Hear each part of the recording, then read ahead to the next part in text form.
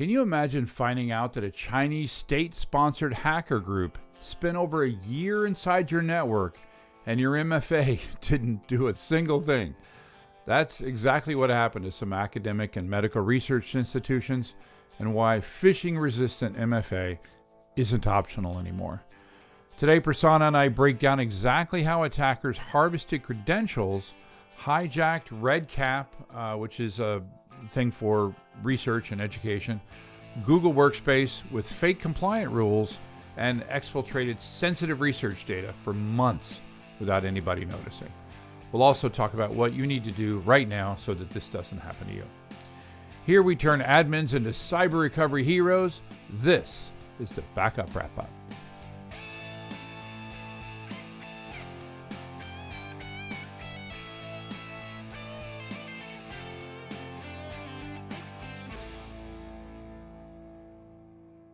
Hi folks, Dr. Mike Saylor and I have just published our new book, Learning Ransomware Response and Recovery. Most books on this subject tell you how not to get ransomware. We actually took a different approach. We start by acknowledging the odds of your organization getting hit by some kind of ransomware are virtually 100%. So instead of pretending that we can prevent all of it, we teach you how to prepare for it, respond, and recover. Ransomware is inevitable. Recovery is a choice. Check it out at stopransomware.com. Welcome to the Backup Wrap-Up. I'm your host, W. Curtis Preston. I have with me a guy who is super jealous of the fact that in the last couple of weeks, I have used, I think, every tool that I own. Isn't that true, Prasanna? Including the one that I had you buy. That is true. A significant amount of use of the one that you basically really talked me into. And I was like, what do I need one of those for? And then I found you the deal. What? I found you the deal. You did find me a deal. Of course, that the tool we're talking about at this moment is the planer. And if you've never had a planer, it's an amazing device, but if you've never used one before, you don't know why you would want one. Until you use it and then you're like, oh my gosh. You're like, how did I ever live my life without this? Like the air fryer. It's like the air fryer of tools. I don't know about an air fryer. Meaning you don't know if an air fryer is awesome? Or if I would justify having an air fryer. That's because you've never had an air fryer. See, this is what I'm talking about. Yeah. That, and you know what else? The West Wing. Oh. If you would just watch The West Wing. So here's another interesting thing about Prasanna. Prasanna owns, because you got a deal on Apple, like Apple, what is that? Apple TV? Plus? Yeah. Apple TV. And you bought the entire series for some ridiculous price, right? Like, how much was it? It was like $30 or something. Yeah. And that was like a year ago, at least?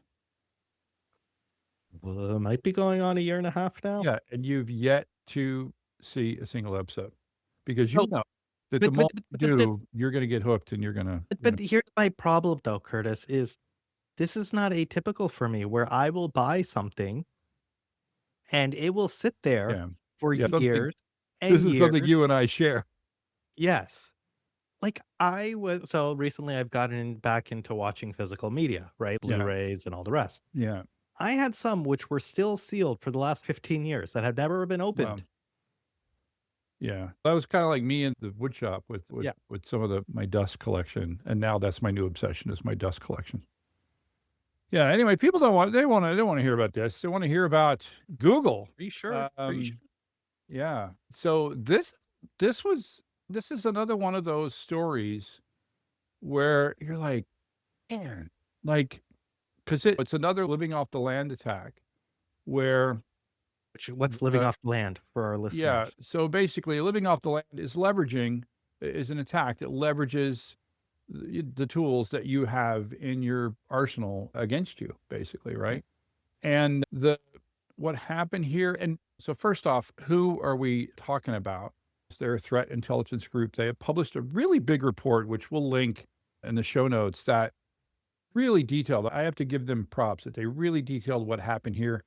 It's actually a Chinese PRC sponsored threat actor called UNC 6508. That is the worst name ever. So sometimes they have these titles, nerd titles, I don't know, labels Titles, for yeah. some of these attacks.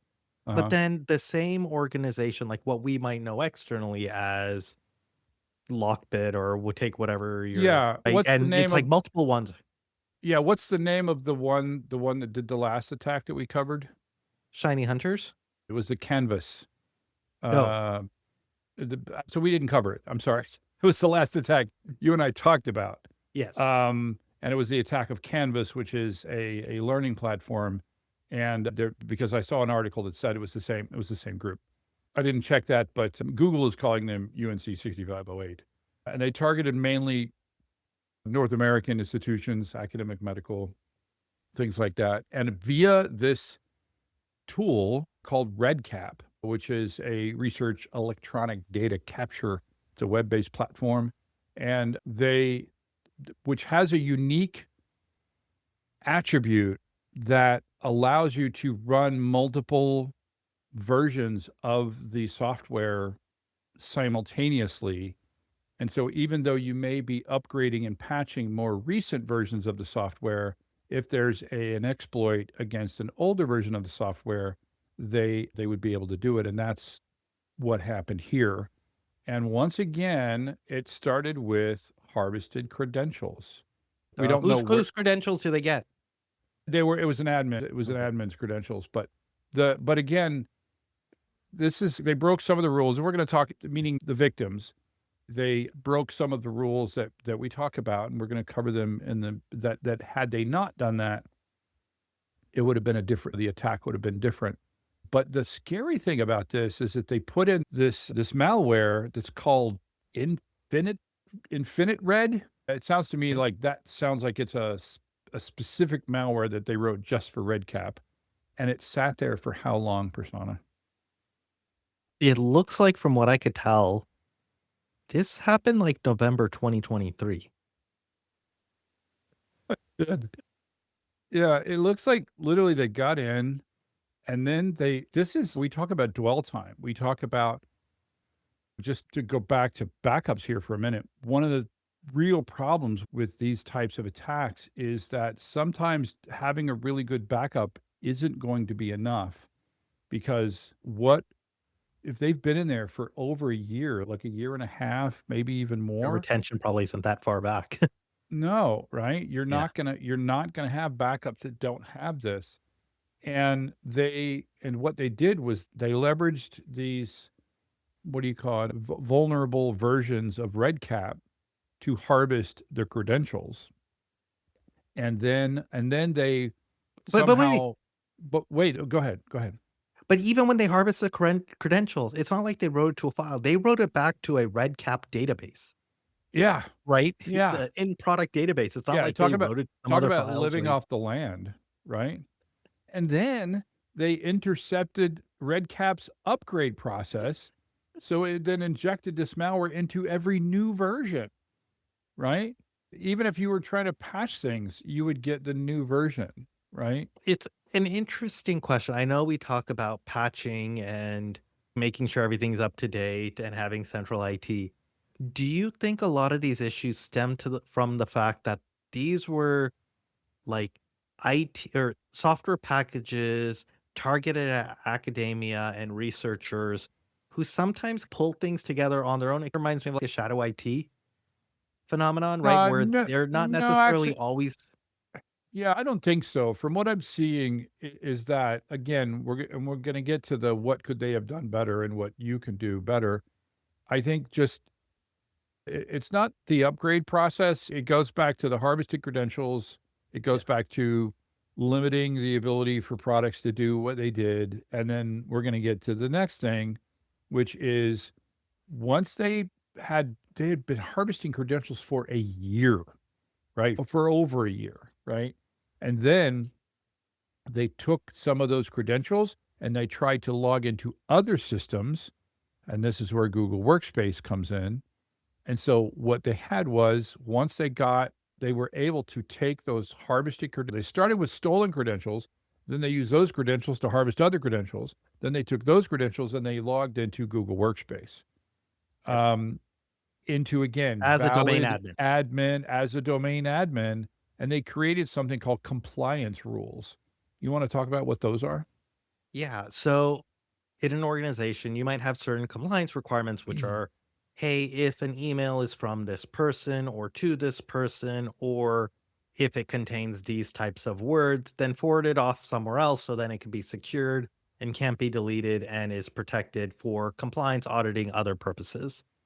And so they created a compliance rule that said if it matched certain keywords, Yeah, to send it out to a certain email address. And this was ingenious because it just looked like normal email traffic. So even if right. you were trying to detect something, it was like, oh, yeah, this is just part of your normal systems, operations, and all the rest of that. And so Yeah. this email address was controlled by the attackers. And they would, and then it would BCC forward to a Gmail address that Yeah. they owned, right? The keywords, very interesting. The keywords, they're talking about geostrategic policy, military strategy, advanced tech, and specific pathogens. And by the way, that one was interesting because one pathogen that they had on the list was chikungunya. Chikungunya. You can say that? Okay. Yeah, I've chikungunya. never heard of that before. So they're saying it's a mosquito-borne viral disease that's responsible Common for in an Southeast outbreak in Asian. China. Yeah. Yeah. So Common in interesting, India right? too. Oh, okay. Gotcha. Mhm. Hence your ability to pronounce that word. I've never even heard of that word before. Anyway, so they were, so on one hand, you're saying it just looks like normal email traffic, but I do think that perhaps somebody could have noticed. By the way, the compliance rule they created was called Patriot, which is interesting, right? Didn't they Um, misspell it? you're right. So they did. So it's spelled Patriot, which again might have been a red flag, right? But and so that basically anything that met the filters that they were looking for gets forwarded to the bad guys. And the Google Threat Intelligence Group, is that what it's called? Yeah, GTIG. Yeah, GTIG. It says they disrupted the infrastructure, they disabled the Gmail account that was being used for exfiltration, and they notified everybody and published rules on how to stop this. But I always go back to what could they have done differently, right? And I don't want to focus on just this particular account, but I don't think REDCap is alone in this idea of having legacy versions being run side by side. Could you think of any other products that work like that? VMware. Oh, yeah, yeah, Right? Because when you're describing REDCap, yeah, I was like, "That sounds exactly like a hypervisor." yeah, you're right. Is that what And you were thinking, so or you think of something else? no, no, I wasn't thinking Oh, my brain was blank. But yeah, no, I think that's a perfect example, right? Where you leave many versions running. And so really what they could have done in this case is again, obviously general password. We can start with general password hygiene, did right? That if they had been doing normal password hygiene, the passwords wouldn't have been harvested out there somewhere in the wild. And then because the initial attack started with passwords that have been harvested out somewhere, they don't know where that happened. And if that means that somebody was using a username and password externally, potentially that then was used internally. So if they had good password hygiene, that wouldn't have happened. The next thing is to I'm not wait, go ahead. I'm surprised you didn't start with the number 0. What's the first thing that you do before password? In your list of 3 things, if you did these 3 things, you Oh, would prevent. patching? You talking about? Yes. And so for patching, I was gonna say inventory management, Yeah, because you had absolutely. and you knew what was out there, and then you were able to patch it, you probably may have avoided some of these issues. Yeah. And then the big thing with the legacy version support is to not do right? You don't run things that you don't at a minimum, you disable them. The best practice is actually to remove the old version completely. Don't leave it sitting around. So another thing is to not trust application level authentication by itself, to use something like SSO. This is an important enough thing that you don't trust the IAM system of just any old piece of software, that you use SSO to log into important things like REDCap. And Can I had they done that, and by the way, when we go back to we talked about the Canvas hack, same thing there. that I'm currently talking with a client that they were hit by the Canvas hack, but it was very minor because they use SSO for the Mm. vast majority of accounts when logging into it. One other thing, and I don't know if we've necessarily touched on it in past episodes, by using SSO or a central identity provider, Mhm. you can enforce requirements. So if a password needs to be rotated, do you use MFA, minimum number of characters, all the rest of these things you can enforce versus if REDCap had their own password system and say it didn't have this functionality, you're kind of limited. Maybe someone hasn't changed their password in 7 years. Who knows? Yeah, or even if it had that functionality, that means you're managing that functionality in every SaaS app that you use, right? Yep. Yeah, And good point. if you're an organization, you really should have a central password system, Yes. authentication system. There's an entire industry built around that. Thumbs up to that. The I next touched on one, something. go ahead. What? I touched on something which I think might be the next one. Okay. Touch Is the away. next one MFA? Is it MFA? It's The ne always MFA. that's It's like well, it's always DNS. specifically phishing-resistant MFA. Yes. You wanna talk about what that is? Yeah. So, like we've talked about, someone can guess your password or steal your password, like what happened here. But with MFA or multi factor authentication, just having the password isn't enough. It should also send you a way to authenticate in addition to just knowing the password, the username and password. Typically, you see this as a code that shows up on your phone. Email is not great, SMS is not great, but it's better than nothing. But you Right. really should be using like a one time password that's Yes. out there. Many versions are out there. So that helps. And then the other thing that you mentioned, Curtis, is phishing resistant, right? So you want to make sure that someone doesn't go and steal your MFA token and then start to use it. That you do have, I know we've talked about this in past episodes. There's this notion of MFA fatigue, right? Where people constantly keep pinging you, being like, is this you? Is this you? And then you click yes because you're tired of saying no and responding all the time. Well, So want well, I something think that is resilient to those. I think the big thing with truly phishing-resistant MFA is that MFA that is tied to something, right? It's tied to a security key, it's tied to a particular location, it's tied to a particular device, so that even if, again, just like it's for the MFA, right? Yep. That if they steal a session cookie, which is what was happening here, they were stealing session cookies, then they wouldn't be able to just replay that because the system Get would back to notice that it was coming from yeah, other place. Yeah, yeah. yeah. And then, of course, you can and should investigate passkeys, right? And again, the beautiful thing about passkeys is that it solves all of this, and they're tied to a location, right? What's a passkey? Um, Thank you. So a passkey is basically a complete replacement for passwords, and it's basically think of it as a locally stored, I was going to say password, but it is a key that is stored locally with the device that you have that is tied to that device and tied to that account, and it's basically played on your behalf whenever you need to log into that account. So passkeys fall under what's called FIDO, which is fast identity online, and the common thing that is stated, there are many known attacks for passwords in MFA, and you touched on one of them, which is the concept of becoming an MFA fatigue attack, where they send you so many things that you accept one of them, right?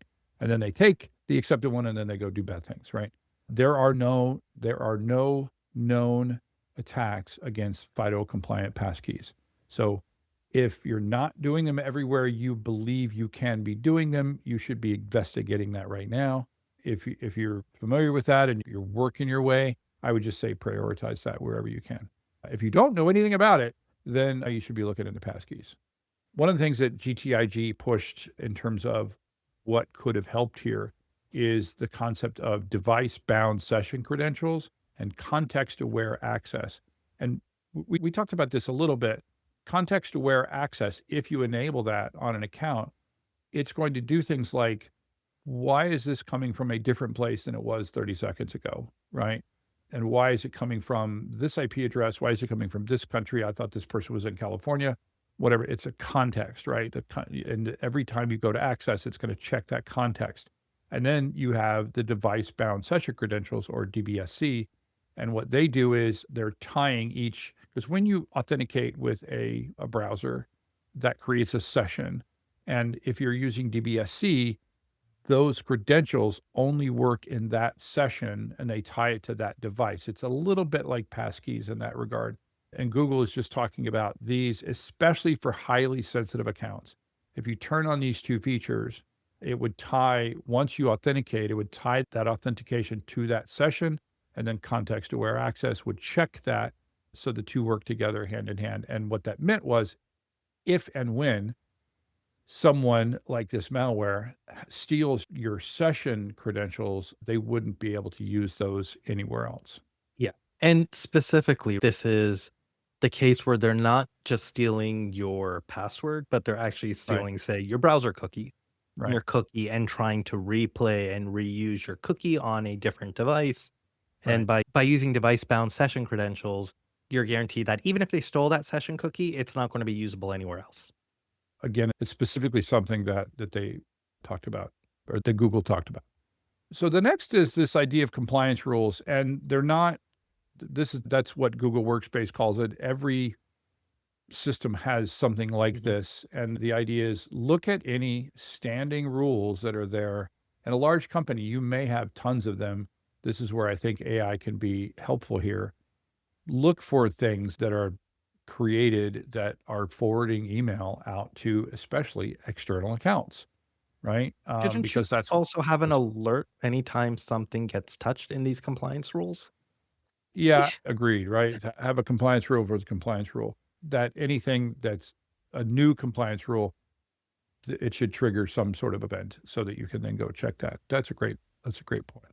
So then the next one they recommend is something you might think is obvious, but I guess a lot of people get this incorrect. It's separating your credentials across security domains. So as we looked at this case, REDCap, one security domain, Google Workspace, another security domain, the two streams shall never cross. And yet someone used the same credentials across the two. And that's what sort of allowed a breach of REDCap to now impact their Google Workspace account. And so Right. you really should be keeping credentials separate if they don't need to be common, or using SSO or an identity provider which deals with all of this for you so you don't have to worry about it. Yeah. Or also Would you PAM, so privileged access management, right? And go ahead. Here's a question for you, Curtis. Yeah. I know this comes up a lot of times when you talked about backup systems, how keep backup systems separate than your production systems from a credential management, Active Directory perspective. When a company is using SSO, Mhm. say Okta or someone else like that, do you think it is important to still think about these security domains and so have a different SSO user for REDCap versus for their Google Workspace account? Or is that overkill since you have Okta providing some of that control? What Yeah, when it comes to admin accounts, I don't think there is such a thing as overkill, right? I think you need to treat admin accounts differently. Perhaps you do one thing for regular users. And again, going back to the client that I was talking about, that the reason why they use SSO for all the normal users, but admin accounts were separate. So I Mm. think that is important. You can use SSO to layer on top of that, right? So that they work together. But I still think you need to keep that separate for all the reasons that we just talked about. And then the next thing we talk about here is get some logging, man. Some sort of XDR, some sort of SIM, some sort of monitoring going on, looking for the kind of things that were happening here, because they had to be sending a butt ton of sensitive email out to external accounts for a really long time, and nobody seemed to catch it. I don't that's quite disconcerting. Did they say when they actually breached Google Workspace? Because I know the It was towards the end. It was towards the end of okay. the attack. Yeah. It was the last thing they did after they've been harvesting credentials for over a year. Yeah. Yeah, Crazy. crazy. So here's a question. So we talked about this, right? And things you could do to prevent attacks. Given the name of the podcast, is there anything that you would Did we think forget something? from a data protection, data recovery perspective, from a cyber recovery perspective, they could have, should have done? Or is this, even if you had the most amazing disaster cyber recovery plan in place, if you didn't do any of these basics, you're hosed? I don't think this is one of the situations where I'm not sure how much backups would have actually helped, right? Because you do need, obviously, you're never going to be saying you don't need backups, right? One of the things we talk a lot about is just please, for the love of everything, please make sure that you have regular automated backups of everything that are on a separate security domain and also that use truly immutable backups, right? That you, because the worst thing is when you hear something like this and then you see that the backups were also impacted. The downside here is that backups quite possibly aren't going to help you because the two things. One is many people don't store their backups longer than the amount of time that this attack took. Number one. Number two, what are you going to recover? Are you going to literally, like you found out that they first compromised your system a year and a half ago? Are you going to restore your database to a year and a half ago? You're not going to do that. So the related topic here is from a system standpoint, one of the things that we came to in the book, which we haven't mentioned in the book, if you're not familiar with the book, that should be over my right shoulder in Left. your view. If you're watching this, it's my left shoulder, but it's Yeah. right in the video, right? I think I'm pointing right. Yeah, Yeah. it's to my right in the video. Anyway, the is Learning Ransomware Response and Recovery, which I wrote with Dr. Mike Saylor, who is a frequent podcast guest. That, dang it, I lost my train of thought. We were talking about the, oh, Backup. so you really have to approach backup as two things. We really came to the reality that there were three ways to restore after something like this. One is to just restore back to a point in time before you know that you were attacked. And that's like the last thing we want you to do, Mhm. actually, in terms of restoring the operating system and the applications, because it's really hard to know when that point is, and it's really easy to reinfect your systems. So that's one method. The other is this idea of restore and then go in and surgically clean each system before you release it to the public, right? And that is better than just knowingly restoring without doing any cleaning.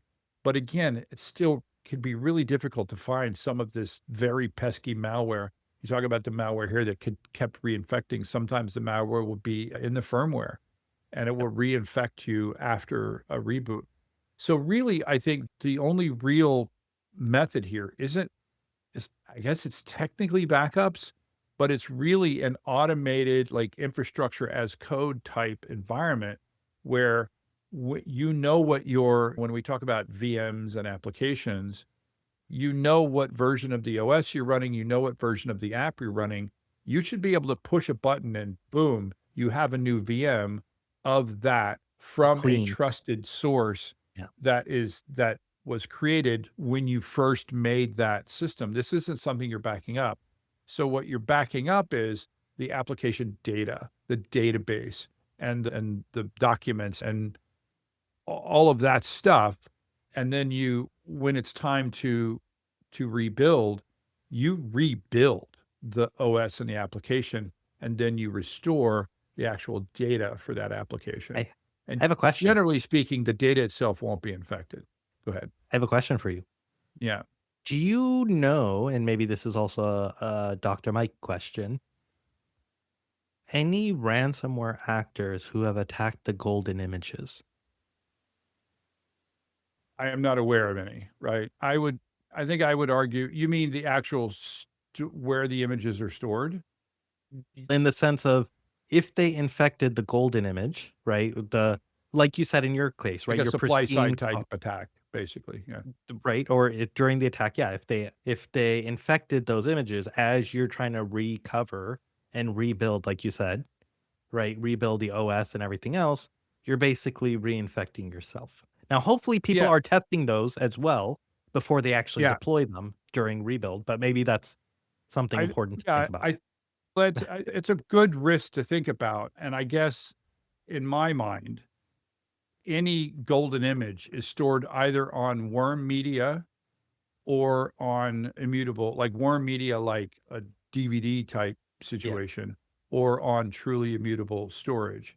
But because again, you got to think of it like a backup. You got to make sure that there's no way they can attack it, right? And And I so do this wonder is how something many that you're people creating actually, right in the very beginning. yeah. Go And ahead. I do wonder how many people actually think about that because I I don't didn't think think they about do. that until you were actually just talking through it. And I was like, Yeah. huh. Yeah, you have to think about it like a backup, and that backup has to Yeah. be stored in a way that no one can ever get to it. And again, my standard there is if you can't delete it, even if you want to, then I'm happy. If it's Yeah. anything less than that, I'm not so happy. And there are a bunch of ways to do that, right?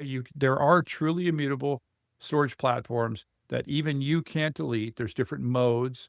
Mhm. Sometimes you'll see compliance mode and retention mode. You want the more restrictive of the two. Again, the standard is if you can't delete it, even if you want to, then then that's what you want, right? And you can also do Caveat taking that a with worm sledgehammer to tape, it. and you can do it with worm optical media, Yeah. one of which we'd covered here. MDesk, right? The media that's meant to be around forever. I want to see hackers attack that. Good luck with that. It's Um, called a blowtorch, which is what I was saying. Unless, like, the only way you can destroy this media is, like you said, if you have physical access, all bets are off. yeah, that's true with any Yeah. element of cybersecurity, right? Yep. So that's why physical access is paramount.